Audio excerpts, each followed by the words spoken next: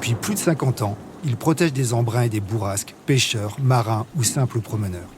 Robuste et intemporel, le ciré Guy Cotton est devenu un incontournable des vêtements de pluie. Vous écoutez C'est pas nouveau, le podcast du particulier qui retrace l'histoire d'un produit iconique de notre quotidien.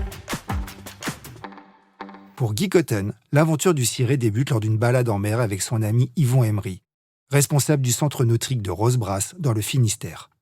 Ce dernier n'arrête pas de pester contre ses vêtements de navigation.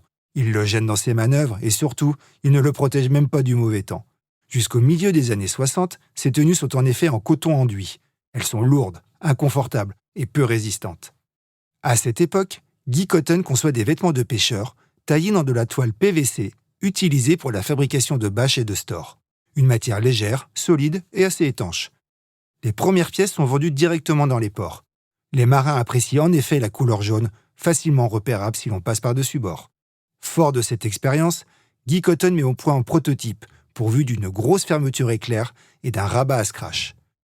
Il le fait tester par les élèves de l'école de voile de son ami. Le succès est immédiat. L'ouverture faciale permet de l'enfiler en quelques secondes et les coutures thermocollées garantissent une étanchéité parfaite. Nous sommes en 1966 et la veste Rosebras, le fameux ciré jaune, vient de voir le jour. En 1974, Guy Cotton demande à l'affichiste Alain Le Kernec de lui créer un logo. Le petit bonhomme jaune et noir devient la signature visuelle de la marque. Ce n'est qu'en 1982 que le slogan « L'abri du marin » lui est accolé. Depuis, les deux sont indissociables. Et le Cotton est porté par tous les marins du monde. Merci d'avoir écouté C'est pas nouveau, un podcast animé par Benoît Henry, journaliste au particulier. Vous pouvez retrouver l'ensemble des épisodes sur Figaro Radio et sur toutes les plateformes d'écoute.